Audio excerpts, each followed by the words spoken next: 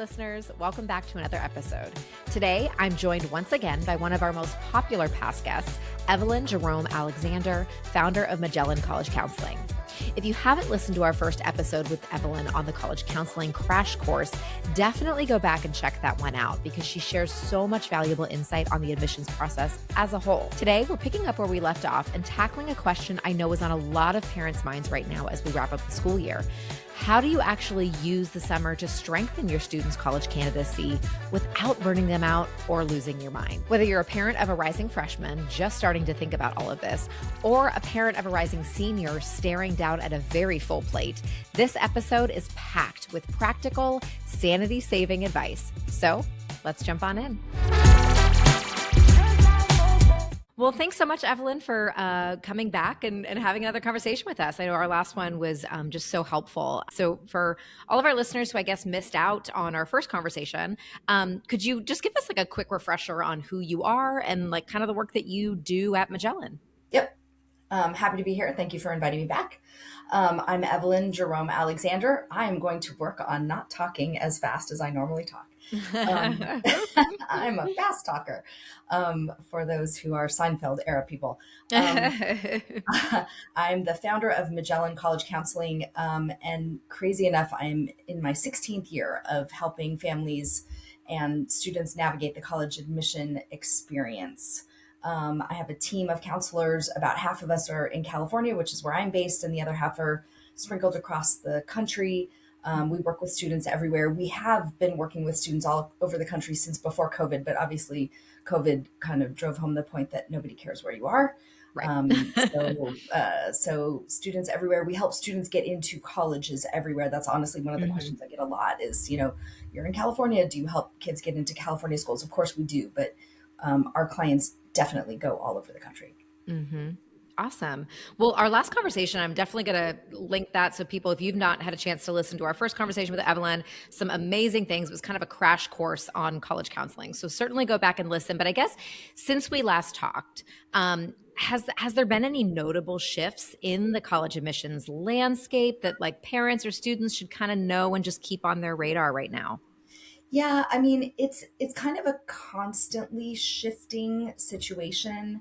And the funny part is when I first started so many years ago, things moved very slowly. So like nothing would change from year to year. Everything was the same.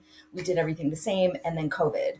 The COVID change was everyone went test optional immediately, right? Because they weren't offering SAT and ACT. So that was a humongous seismic shift instant. And now we're, basically 5 years hence, almost 6 years hence. And a lot of colleges are, they sort of did a 2-year test or a 3-year or 4-year pilot. And some of them absolutely stayed either test optional, or some of them went even one step further, which is test free or test blind, which means they won't ask you what your test scores are. There's no place in the application to submit your test scores. They don't care. They won't consider them. A number, I won't say a lot, a number of colleges are returning to requiring testing at this point. It's more the tech STEM type schools. So schools that are engineering heavy. And the reasoning is, that we have a little bit of a grade inflation situation in the United States. So that's a little bit of a problem. And what I mean by that is when I applied to college, I just gave a presentation last night, so I had numbers fresh in my head. When I applied to college, I have a chart that actually shows this. About 40% of high school students applying to college had a straight A average, about 40%. That's 30 plus years ago. Yeah. Today it's 80%. I know 80% of students are showing up with a straight A average. So how are colleges supposed to pick these kids apart and make a decision? So here's the problem. If you are a parent aged person, and I am, when you applied to college, test scores were really, really important. They were literally the reason that you got in or you didn't. Right. It's not that important now. It's a data point. So even though some, not all, colleges are shifting back to requiring test scores, they're not it's not zipping to the top of the list as far as what they're looking for. Grades are still the most important factor. And Right. immediately after grades, we're looking at rigor, which means, are you taking AP classes? Are you taking college classes outside of school, Mm-hmm. including community college classes? So grades and rigor still first. But when we went through this almost 6 year period, I'm going to say 5 year period, cycles, 5 cycles of not considering test scores, Mm-hmm. colleges got to the point where they were really looking very deeply at other things that students were doing.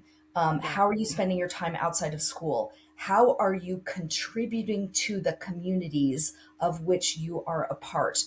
And I think colleges dug very deeply into that last thing, that community Mm-hmm. piece, because they see themselves in the admission process as building a community, right? So they are going to extrapolate how you call it, high school student will contribute as a Mm-hmm. college student based on what you tell them you've been doing in your communities at home during high school. So yes, they'll consider your test score again, but they're still looking very, very strongly at that whole community piece. It's really important. Interesting. Yeah. And actually that kind of is going to be a little bit more of what we're focusing on anyway today. Today we're talking more on building your college candidacy without losing your mind, which sounds nice, I would say. And especially just as we're recording this, we're on the heels of jumping into summer, and so I guess, I'm a parent as well. My children aren't in high school yet. They're younger, but just I would say that at every phase you're feeling that end of the year like exhaustion, and I'm sure it just gets even worse the older your kids get. We're at the end of the year stretch. Everyone's fried, but I think there's also that pressure, for families to really make the summer count and feel like that's a you don't want to miss the opportunity. So I'd love to hear, in your role in the work that you do, what are you hearing from families, like about how they're approaching summer this year? Well, I want to say from the beginning that I think the biggest mistake people make is that they try to do too much. And so think Mm-hmm. of it this way: if you go into your summer and you take a college class and you play your sport and you play your instrument and you do a show and you do some volunteer work, you're dividing up your time, and your time is the Mm-hmm. biggest commodity that you have. You're dividing up your time among those 5 things, which means you're diluting the amount of contribution and impact you can make to each one. So Right. the smarter idea is pick two, pick one, Mm-hmm. um, and just do a lot of it. So what I honestly say to my students is, I said this to a dad last night, have him get a job. Have him just get a Mm-hmm. job at a drive-through. A Yep. lot of parents, especially like middle class, upper middle class parents, they're very hesitant to have their kids get like a basic minimum wage job. And Mm-hmm. I'm going to tell you that colleges have deep respect for students who are willing to get out of their comfort zone, Yeah. interact with people who are not their peers, right? If you're Mm-hmm. working the drive-through at Taco Bell, you are talking to a whole bunch of people on a daily Right. basis who are not in your friend group. Mm-hmm. And the truth is, college is about integrating yourself with a new group of people who you have Mm-hmm. no experience with, who may not agree with you on all the things, Yeah. who don't have the same background you have. And work in the drive through is going to do a little bit to prepare you for that. So Yeah. even if it's not working for the sake of contributing to your family's finances, which many Mm-hmm. kids do because they Yep. have to, even if you're not in that position, it doesn't mean that getting a job is not relevant or important. Right. Oh, I totally agree. And I think that even thinking back to my first job in high school, I went to a very academically rigorous high school, a college preparatory. I did a bunch of APs, and my first job was at an ice cream shop. And the stuff that I learned there, like it's like these life skills that I learned a lot in high school that prepared me, but I didn't learn. I learned very unique things that You were learn very important. you learn So book I think stuff. that's huge. yeah, you learn book stuff at school, but you don't learn Hmm. how to interact with people. I mean, honestly, it's one of the things that I think in my college experience, they got wrong is I felt very insulated and I felt like Hmm. I never had any contact with anyone who wasn't just like me. Yeah. That was, again, 30 plus years ago. I think it's Hmm. an important part of what colleges believe is their role is to help Hmm. students, break out of their bubble. A lot of students know they're in a bubble, they just don't know how to get out of it. Yeah. So either get a job, or I tell this to people all the time, do some volunteer work, but not like one Hmm. hour a week. Like find a volunteer thing that you actually really care about and you want to spend Hmm. 20 hours a week doing, Right. because this is summer, like you have that time. And by the way, I'm not here to steal your beach time. Like I'm in Right. California, Right. right? My local kids are like, "What? I can't get a job. I have to, work on my tan." Like Hmm. I'm going to leave you a couple days a week to work on the tan, I promise you. And also Hmm. you should probably go out and get your driver's license. Most of my clients, it's so funny. I was Yeah. banging down the door of the Oh, DMV, me too. Oh, banging yeah. down the, it's my 16th birthday. Let me in and give me the Hmm. damn license. Kids today, not so much. But Right. honestly, parents, it will make your life easier if you facilitate just that one thing this summer. Do Hmm. that. Yeah. Oh, yeah. Yeah, absolutely. Um, so kind of this idea of downtime, I'd love to talk about that a little bit Yeah, because I think that we certainly are in a culture where like downtime isn't as much of a thing, and we do, I mean, even at, I think at all levels you see it. It start in elementary school and continue all the way up, where it's a lot of scheduled time. Every second is scheduled. So yeah. I'd love to hear a little bit about how you feel like downtime does matter, and what do you think it actually can kind of facilitate for a student in high school at this stage as they're working towards college. Yeah, it's such a good question, and it's actually such an important topic. So I think today we're seeing teenagers with so much information coming at them from Hmm. so many different sources. They are constantly scrolling on their phone. If you, God forbid, open TikTok, you'll have 6 hours worth of content just Right. plundered into your brain. So what the but what I'm seeing with my students, interestingly, is they are actually prioritizing their own mental health. They are aware of Mm. the fact that there's a lot going on out there, like Right. too much going on out there, and they're Mhm. pushing back a little bit on it. And they are, like I I said, love that. they Yeah. want their beach time, they want their Mhm. Right. fun time or shopping time. Um, to me, the value of, and I hate to be very transactional, but like Mhm. Mhm. the benefit for applying to college is if you have downtime, you have time to reflect. And Mhm. if you spend 8 hours at the drive-through, interacting with people that you don't know, or, and the people who are the cooks, the line cooks, or, at the animal Mhm. shelter doing your volunteer work, right? If you take an hour after that shift and just sit and think about, what did I Mhm. accomplish today? What did I experience that was different than I've experienced before? That's where you can actually put the puzzle pieces together and Mhm. really think about, again, who am I and how am I contributing to my current communities? Yeah. Which again helps colleges see how I'm going to contribute when I'm in college. Mhm. Yeah. I'm thrilled to hear that you feel like you're seeing that a little bit of that shift with those students, because I'm a firm believer. I think that everything kind of does work in a pendulum, where it's like we Yeah. go way too far one way, Yes. and then I think we do tend to autocorrect. And so I do Yes. love to hear that, because I think it's almost like for a while we just it was, and I think that maybe we're Touch. seeing the effects of that, that it does drastically affect mental health, and that they are still kids, and And they're very aware of mental health issues. Mhm. And I don't That's know if it's wonderful. because they're seeing their friends Mhm. getting stressed out, they're seeing their friends' parents. I don't know what they're seeing, but Mhm. I definitely see a very serious awareness of. Yeah. I mean, I have a student who goes to a Pilates class 3 days a week before school. Like, Wow. yeah, wakes up at 5 something and goes to Pilates because it just, Right.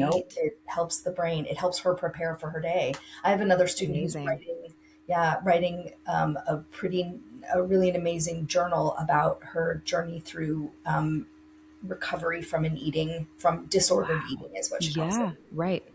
So That's amazing. Oh, because yeah, amazing. that wasn't quite the topic of conversation. I know when I was in high school. So Right. I love that. That's Right. amazing. Right. Um, so I'd love to, you mentioned this a little bit early on, this idea of like kind of experimenting, trying some things. So like, I'd love to hear, how do you, when you're talking with your families, like how, on maybe using summer as a time to experiment, trying a Absolutely. few things and Yep. then narrow down maybe like, what does that kind of look like as you're talking through that with families? Yeah, I mean, I almost use it in a grade by grade example. So, like in Okay. ninth Yeah. grade, I want you to join all the clubs, Hmm. anything that sounds interesting, join that club. By 10th Yeah. grade, I want you to start thinking about what I really enjoyed spending my time doing. Like, Hmm. what do I want to do more of? And again, when you apply to college in the fall of 12th grade, you've got the only thing they're looking at is those 3 prior years. They're not looking at what you did in middle school. They'll know if you're continuing something, right? So if you like have been playing the violin since you were 6, if you've been doing, taekwondo since you were 6, they'll Hmm. know because of the level that you're at. So you don't have to worry about losing the longevity of it. Okay. Yeah. But what they're looking at is what you've done starting in ninth grade. And to me, it's like a funnel, right? So start really big, do all the things. 10th grade, we start closing in and we start thinking like, what did I really enjoy? Either in school or out of school. It could be your Hmm. volunteer activity. It could be the job that you have. But it could also be a club in school or, or a religious activity. It could be Yeah. anything. What do we want to do more of? Spend more time doing that, spend less time, like cut something off the list. It's okay. Hmm. When you apply to college, they'll have a list of everything you've ever done, but you have a teeny tiny bit of space to really talk about the impact that you had on that activity, but also the impact the activity had on you. Mm. That's the reflection part. Like, how am I a different person Yeah. for showing up to this animal shelter, once a week for a 4-hour Hmm. shift? What did I learn? Um, what do I care about now that I didn't know about before?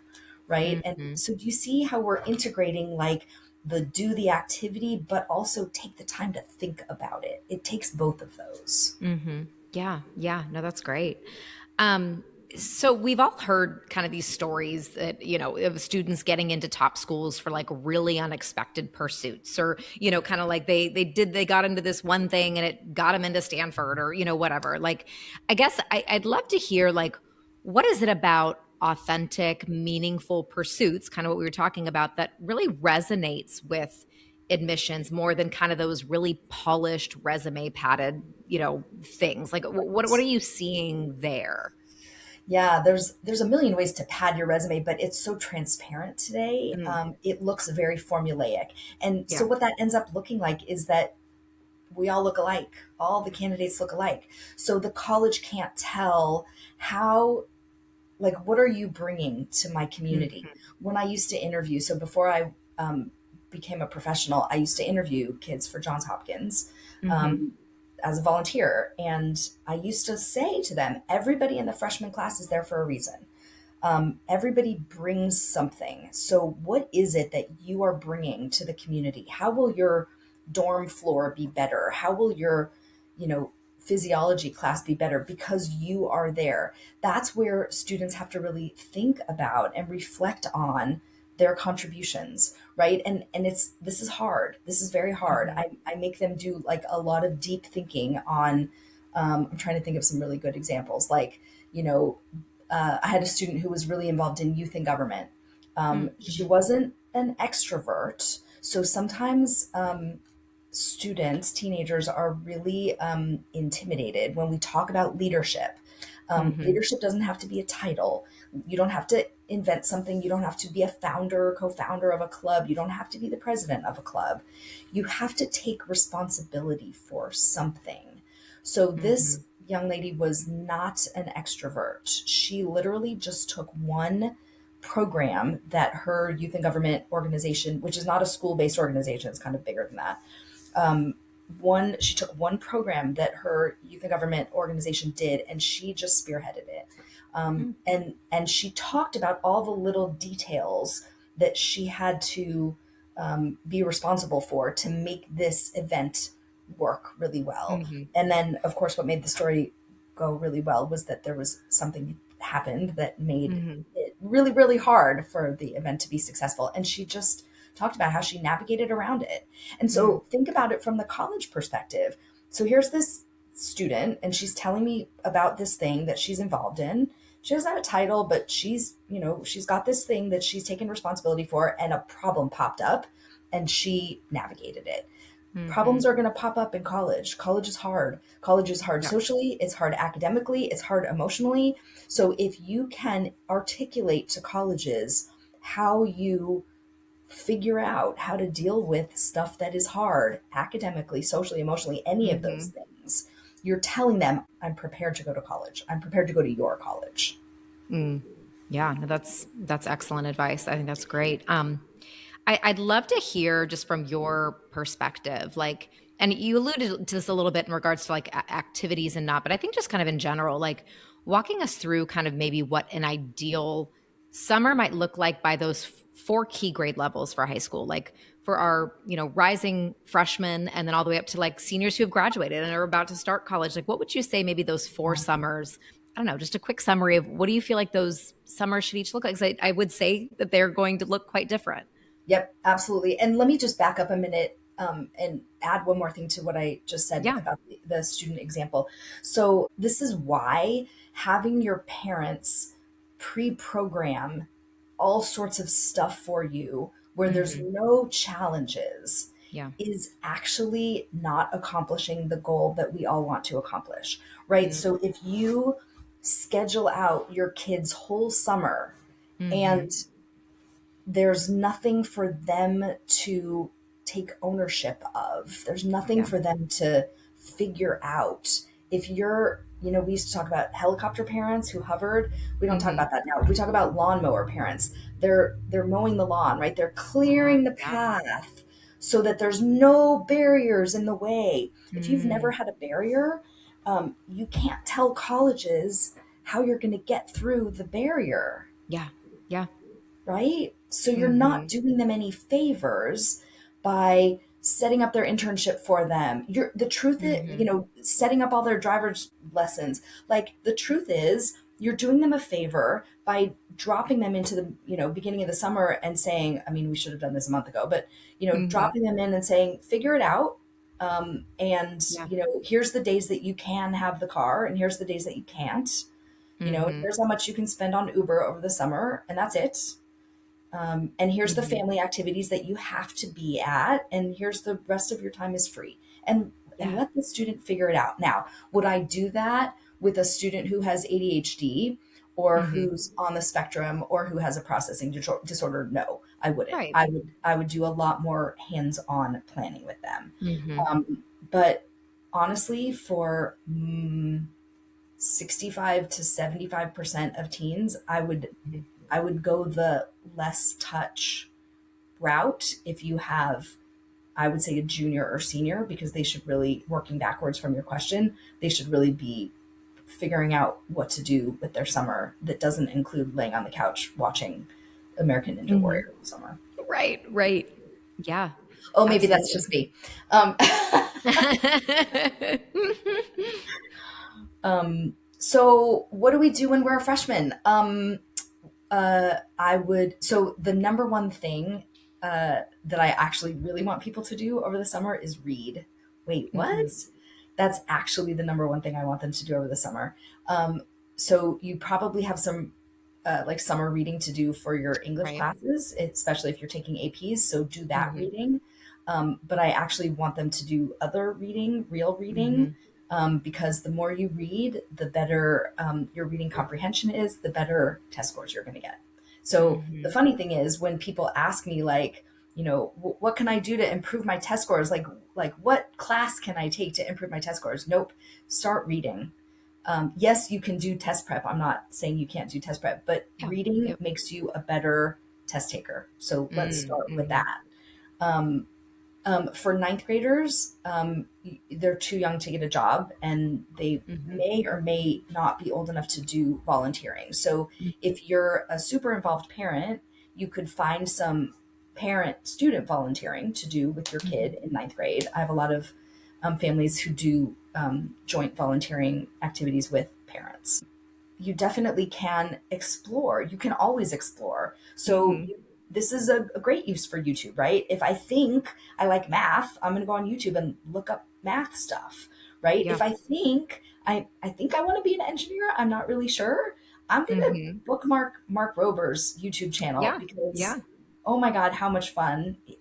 Like how much fun does he make physics, right? Oh, yeah, absolutely. Let's watch everything on that channel. Um, so I feel like exploring um, academic disciplines is a great thing to Mhm. do over the summer. And if you can do it in a self-directed way, that's great. If you need some direction, um, find a program that's local. Even Mhm. just take a class at your school or another local Yeah. school. A lot of schools offer summer classes. A lot of most community colleges offer summer courses. So I have Mhm. I have students taking community college courses a lot. A lot of students like to take a class that they would normally be taking in the next school year and pull it into the summer so that it's one less thing to carry Right. Yeah. during the school year. So like I've had students who they're just not history buffs, so they Mhm. always take their history the summer before. So we're done. Yeah. Kind of ease the workload and the mental load that yeah, that might put on them. I like Yep. that. Yep. Um, and then by the time you're and if you're an athlete or if you're a musician or if you're a Mhm. dramaturge, Mhm. you're gonna be doing your thing over the summer, Yeah. which is Yep. great. But that doesn't take up all of your summer, right? That could take Right, up exactly. 2 3 hours a day, maybe, unless you're doing a Mhm. show, in which case it takes up a lot. Yeah. So all those things are great. And then by the time you're in 11th grade, well, summer before 11th grade, you could be. I don't like visiting colleges in the summer, Mm. but you could be researching colleges. You could be Mhm. learning how. I actually have a quick YouTube video on how to research a college. It's like a 10-minute Oh, video. nice. I mean, learn how to, because to me, 11th grade is like the entry point to your college search Mhm. process. That's the year long period where you're going to be building your college list. Um, Right. I'd love so, to hear just like a pause there. Like tell us why you said not visiting colleges over the summer. Tell us yeah, why. because you don't get the vibe. There's nobody on Mm. campus. I mean, Mhm. if you go to a flagship, if you go to UCLA, there's people there, and you're going to get the feel. But Yeah. if you go to Occidental, if you go to a liberal arts college, there like I've been on liberal arts college campuses when there are zero students on campus, and you don't get the vibe. Mhm. So Yeah. it doesn't. You can go on Google Maps to tell you what the buildings look like. That doesn't Right, tell you right. if it's a good school for you. No, that's great. Yeah, yeah. So no summer, no college visits, but maybe a college class, maybe a high school Mhm. class. Definitely some reading. Definitely some exploring, either academically or college Mhm. research, just to kind of get warmed up. I mean, to me, there's like a million things you could do over the summer. But I say all of this, and what I really want you to hear is not that you have to do all of them, Mhm. but you should do a few of them and do make that big. Mhm. That's great. I think that's some really good practical advice because I think it's very easy just to feel so overwhelmed. You're almost paralyzed in like Yes. which one, and and so I think it's so great to just have some of those starting points. Right. To at least just jump in and say let's start with this. It makes it feel a lot more approachable. Right. Um, Well, before we, just as we kind of wrap up, I'd love to hear, we always love to have some practical advice for our families. And so I guess like for parents who are maybe listening right now and just really feeling that pressure to just get the summer right, what would just kind of be your best advice, kind of your last lesson, so to speak, like words of wisdom for Ugh. families who are feeling that stress as the year's wrapping up? What would that be? So there's no right and there's no wrong. Yeah. And just going back to something you said a few minutes ago, authenticity wins the day. Hmm. So like if you're a math kid, um, find a way to do math. It might be taking your own advanced math classes. It might be tutoring younger kids. Like find a way to incorporate the thing that you really like into what you're doing, so it won't feel like, how when we were kids, they would tell us, if you love what you do, you'll never work a day in your life. So like, that's the thing. Summer shouldn't feel like planned and prescribed, and it shouldn't feel difficult. It should just feel like I'm doing stuff that I love. And when you look back at your summer, you'll probably, find some moments that you really felt the most like you. That to me is gold. That is what I'm writing essays about. I love that. Well, thank you so much, Evelyn. This was so helpful, so insightful. You always just have such a great perspective that feels real and approachable, something that actually is helpful and grounded. And so I really thank you again for taking the time to jump on, and hopefully some families can take some of that advice and at least just feel like they can maybe breathe a little bit as we're heading into summer. Cause I do hope that families at least can, find those moments to enjoy it. It really all does go so fast. Yeah, totally agree. Great. Thank you for having me. Thanks so much for listening.